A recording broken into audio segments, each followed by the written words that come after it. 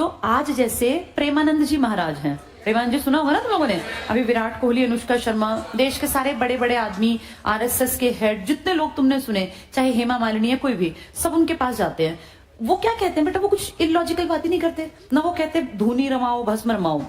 क्या बोले वो, विराट कोहली को उन्होंने कितनी अच्छी बात कही कि तुम्हारे लिए क्रिकेट ही पूजा है, तुम अगर भगवान का नाम नहीं भी लोगे, क्रिकेट खेलते हो देश के लिए, वही पूजा है। उन्होंने कहा हर आदमी जो अपना काम कर रहा है ना, जो तुम्हें काम प्रकृति ने दिया, नियति ने, ईश्वर ने, अपनी किस्मत मान लो, वो काम ढंग से करो, यही पूजा है। कुछ मत करो, सिर्फ अपना काम बहुत अच्छे तरीके से करो। जैसे तुम्हारा काम पढ़ना है तो सिर्फ अच्छा पढ़ाई करो, कुछ मत करो।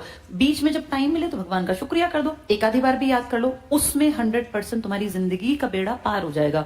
वो बिल्कुल नहीं कहते कि 101 रुपए चढ़ाओ और दान करो और ये कुछ नहीं। वो कहते हैं नॉर्मल जो जिंदगी है इसी काम को बेस्ट कर दो। तो सोचो आज प्रेमानंद जी के कितने फॉलोवर्स हैं, कितने फॉलोवर्स हैं, और लोग दिल से उनको प्यार करते हैं बेटा। कितने लड़के IITians उनके पास, उनकी मंडली का हिस्सा बन गए।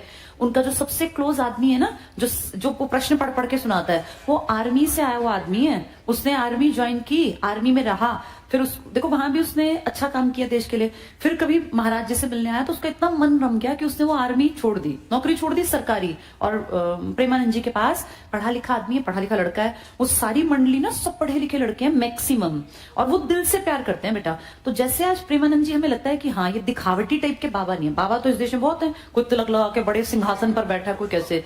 प्रेमानंद जी के बैठने का आसन कितना नॉर्मल सा है, कोई दिखावट नहीं, छोटी सी वो कुटिया टाइप की, उसमें गरीब आदमी भी बैठ जाता है, उसमें विराट कोहली भी बैठ गया, सब बराबर। उनके पास ज्यादा पैसा भी नहीं है, जो कहते हैं कि भाई दिखता नहीं है ना उनका, ना ही कोई वो ऐसे भोग विलासी लगते। नहीं तो इस धरती पर अरब अरब पति बाबा जी भी हुए हैं जिनकी अरबों की संपत्तियां हैं, किसी ने कुछ ले रखा है, किसी ने कुछ। तो वो ओरिजिनल बाबा जी है, बाबा जी इन द सेंस जो सही डायरेक्शन दिखाएं। ऐसे ही मान लो 9वें गुरु थे तो उनकी बड़ी रिस्पेक्ट थी, बड़ा रिगार्ड। जब इनकी शहीदी हुई दिल्ली में, ये जानते थे कि मुझे मारेगा वो, तब भी वहां जाके शांति से उन्होंने इनको पेड़ से बांध दिया। गर्मी, ज्येष्ठ का महीना, जो बिल्कुल तपती गर्मी, और 2-3 दिन ना पानी दिया ना खाना, धूप में लगातार बैठे बैठे हालत पस्त, बिल्कुल खराब। पानी बेटा बेसिक नीड है, खाना चाहे 50 दिन मत दो, पानी तो चाहिए ना इंसान को, 3 दिन में तो मर जाएगा आदमी। जब फिर भी नहीं माने तो फिर उन्होंने इनकी गर्दन उतार दी, और जब इनकी गर्दन ऐसे काटी तलवार से तो वो गर्दन एकदम लुढ़क के नीचे गिर गई।